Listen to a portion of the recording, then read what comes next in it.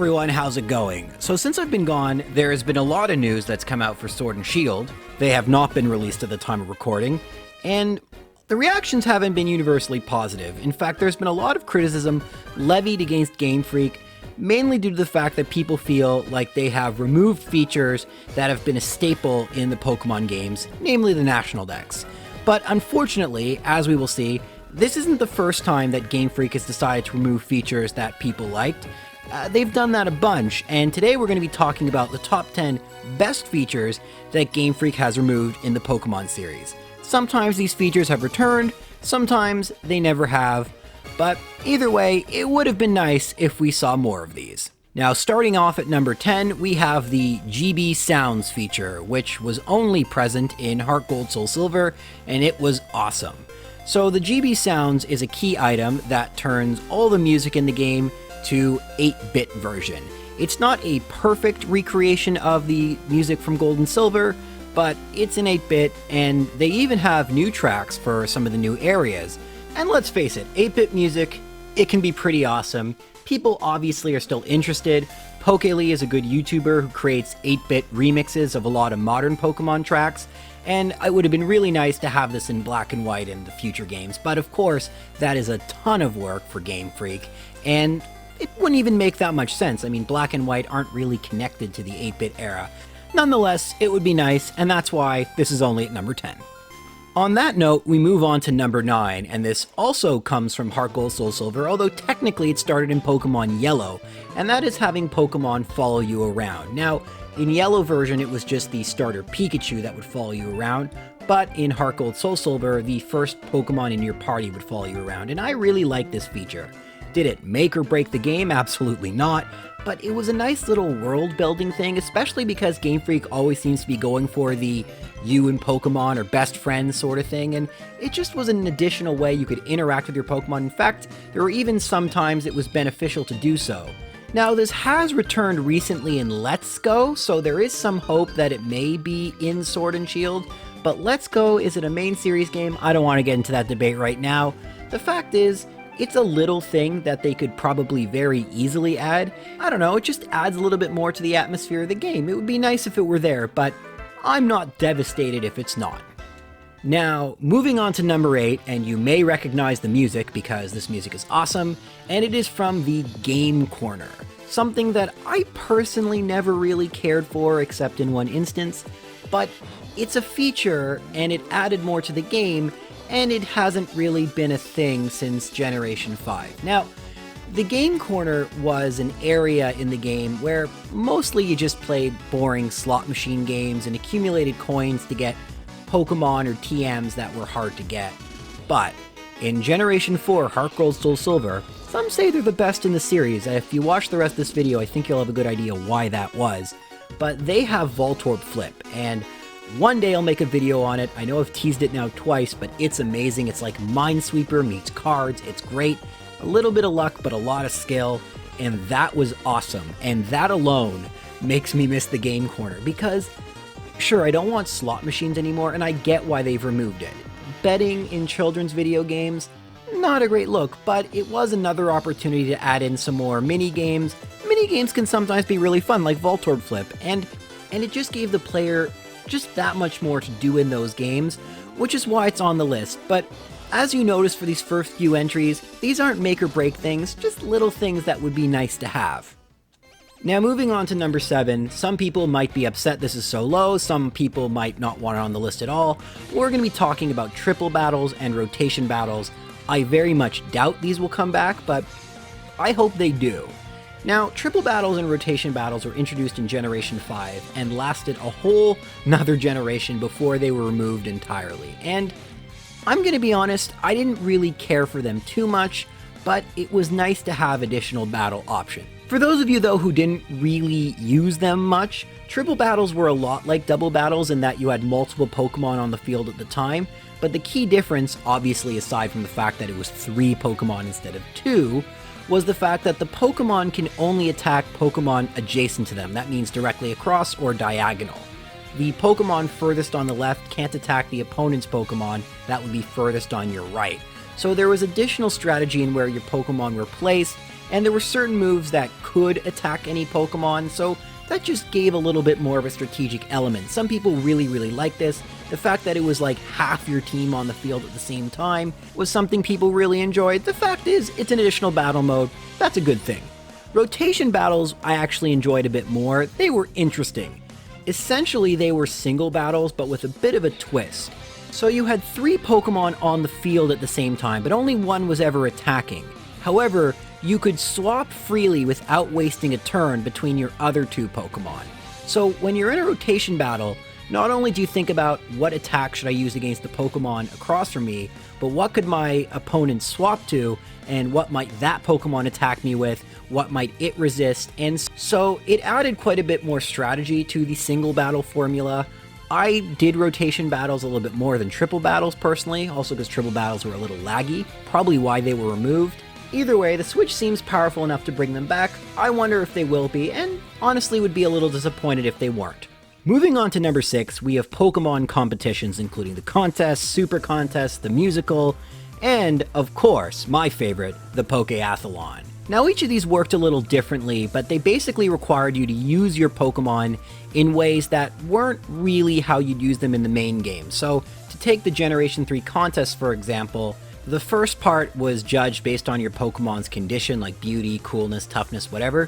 So you had to learn how to make Pokeblocks and use berries you wouldn't otherwise use to level that up, which was different. And then their moves would all have different effects, and depending on what the opponent did and what type of contest you were in, you would use different moves and you would try and get the maximum amount of score. It had quite a bit of strategy, and I can go into it in a different video where I talk about Pokemon minigames maybe, including Voltorb Flip.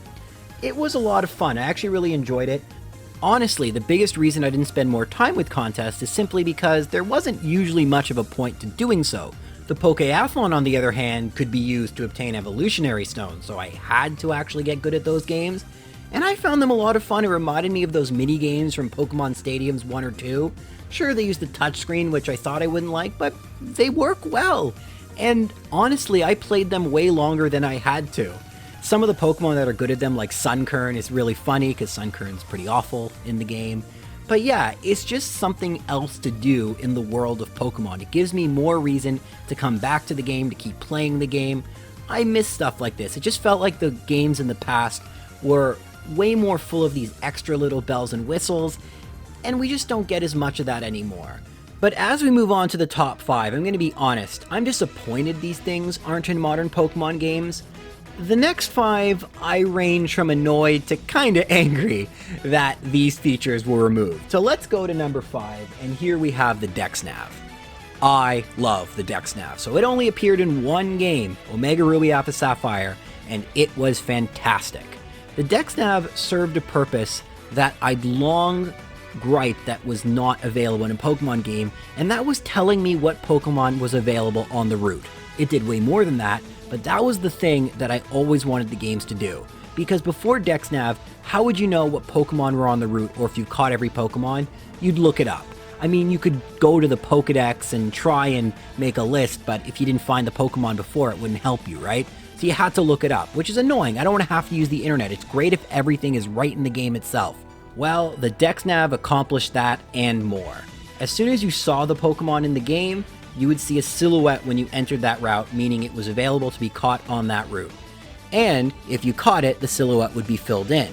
There was also a medal system to let you know how many Pokemon you had left to catch. There were 3 types of ways you could encounter Pokemon on a route: fishing, walking, and surfing. If you caught all the Pokemon in one of those methods, you get a bronze medal. 2, you get a silver, and if you caught them using every method available, you get a gold. That way you knew, I must have caught all the Pokemon walking, but I must need to surf and fish some more. And that really worked out well. It was such an easy way to figure out what Pokemon I needed, but it got even better. Now, sometimes this would happen on its own, but if you've caught a Pokemon, you could actually trigger this. You could click on the Pokemon you want to find and then search for it. A little shadow would appear in the grass, and you have to tilt the control stick, and if you did that, your character would tiptoe, and you'd sneak up on the Pokemon and encounter it. And you could do this over and over again to get more competitive Pokemon, Pokemon with hidden abilities, which up to that point was very hard to do. The only way to do that were hidden grottos, which weren't too many, and the Friend Safari, which, if you didn't have many friends, wasn't really that populated. So this was a way to get so many Pokemon with hidden abilities very easily, and eventually if you kept going, you could actually get shiny Pokemon much easier. It was a great feature, one I was pretty angry was removed from Generation 7, and I have no expectation it'll return in Sword and Shield because we're back to one screen, and it would be a lot harder to have a permanent second screen Dexnav with one screen. Hopefully they'll do something similar in Sword and Shield, but yeah, I'm a little annoyed that it's gone, not gonna lie. But speaking of Omega Ruby Alpha Sapphire, it's not like they themselves didn't remove anything. At number 4, we have the Battle Frontier, which I know was also not in Generation 5. Now, if I'm being perfectly honest, it's not like the Battle Frontier was a staple. It appeared in Pokemon Emerald version, and then did not appear in Diamond and Pearl, came back for Platinum, Heart Gold, and Soul Silver, and has not appeared again since. But it was so much fun. I mean, if you want Pokemon but challenging, the Battle Frontier is for you.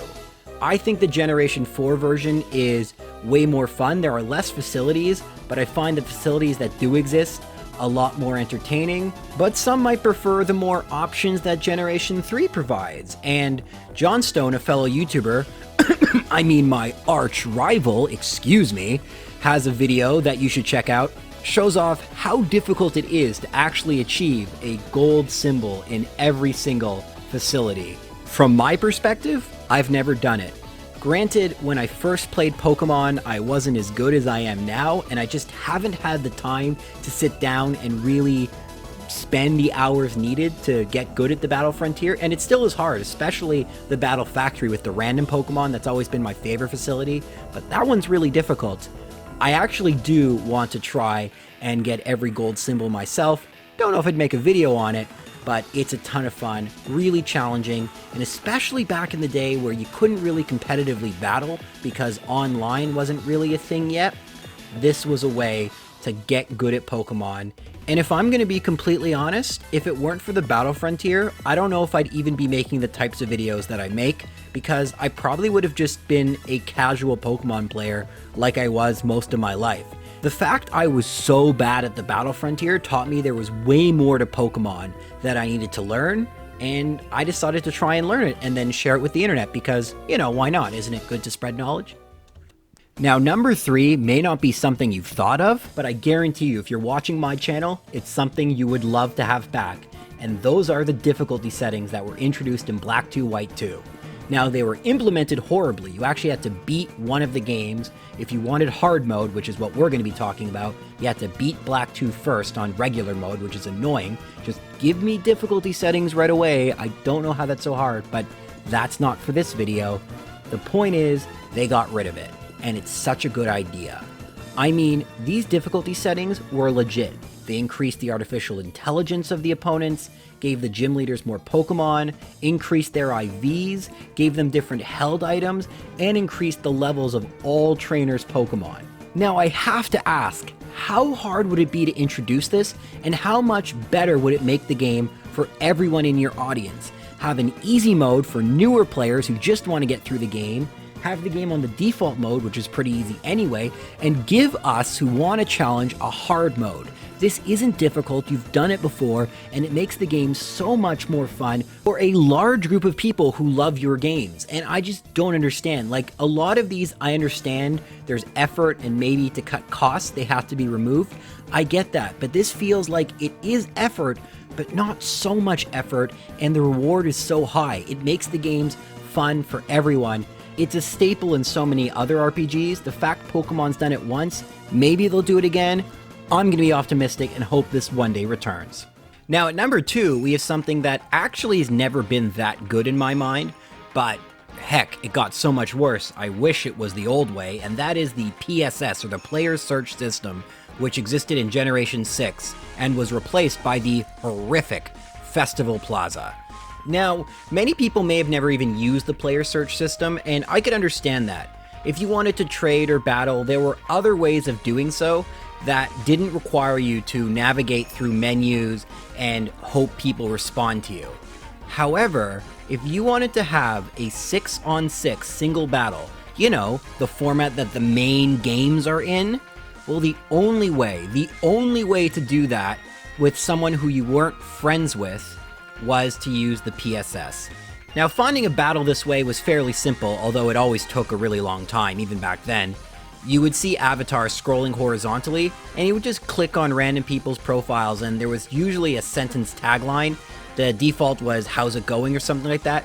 Sometimes you could put it to "Let's Battle" or a custom message like "UU Battles" or something like that.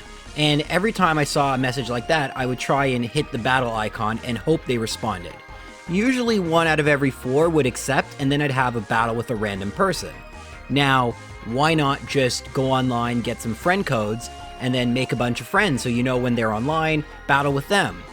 Well, this might be specific to me, but I found it really fun to battle with people I didn't know, because I didn't know their teams, I didn't know how good they are. Every battle was like a mystery, and especially as someone who makes YouTube videos, that was really important. So important that many of the hours, hundreds of hours I spent in Generation 6 were battling in this manner. And yes, I know there are other formats that I could battle with, and I know that in the Festival Plaza you can still technically do this. The problem is, now if you're looking for a battle, you don't get alerts if someone else tries to battle you. This is so dumb because assuming both of you want to battle, you're probably both going to be looking for battles, otherwise you're just sitting in the Festival Plaza hoping and praying someone tries to engage in a battle with you. Also, there are far less passerbys. I mean, there's tons of reasons. I don't want this to get too long. The main point of this entry is that 6 vs 6 battles with people you don't know is not a thing you can do, which is unacceptable. In every video game, you can pretty much play in every format. There are casual rooms, competitive rooms. Pokemon has never understood how to do online multiplayer, and they really need to fix it. I have hope because Nintendo has been getting better and better. I know Nintendo doesn't make Pokemon, but hopefully they've seen what Nintendo has done to improve, and in Sword and Shield on the Switch, there will be proper rooms, lobbies, ways to have battles of all different types, and from what I've seen, that looks possible, but unfortunately, I'm not going to be overly optimistic as of yet. And finally, at number 1, we have a controversy that is all too familiar to people in current year. Imagine you were a big fan of Pokemon. You learned every Pokemon's name. You caught them all. And all you wanted to do in the next game is do it all over again. But then you figure out things have changed. Not every Pokemon is going to be coming back. In fact, there are going to be some that are completely unavailable in the game in any way. Not via trade, not via catching, they just didn't make the cut. You might be thinking I'm talking about Sword and Shield, but nope, I'm talking about backwards compatibility in Ruby and Sapphire, aka the creation of the regional dex. To illustrate just how bad it was, there were 202 Pokemon in Ruby and Sapphire's regional dex, including mythicals. That means 68 Pokemon of 251 returned from Generations 1 and 2. But that wasn't the only problem. What was worse is that Generations 1 and 2 were completely incompatible with Generation 3 and beyond, meaning every single Pokemon, even if they were in the game, were non-transferable to Generation 3. And to this day, they are stuck in the cartridges until their save batteries eventually dry out. I'm not even sure what to say about it. I know I called it backwards compatibility, but it's like a bunch of features that were removed. It was backwards compatibility, it was having a complete Pokedex every time. These were things that, even though there were only 2 generations, based on Gold and Silver, we came to expect. To see a Pokedex that was smaller than the Johto Dex really annoyed me. And it makes sense now. I get why they did it, and it's become something that we've come to expect in every single game. But for a long time, there were many Pokemon that you would not be able to get in Generation 3. In fact, I have an entire video dedicated to just how difficult it is to get some of those Pokemon. So, I guess that's a good way to end this video, because as annoyed as we are with the decision to not have an entire National Dex, we should remember 2 things. 1, it's not as bad as Ruby and Sapphire, and 2, eventually, Game Freak did have all the Pokemon in the game, and there was a way to get every single Pokemon and eventually transfer them to the next game.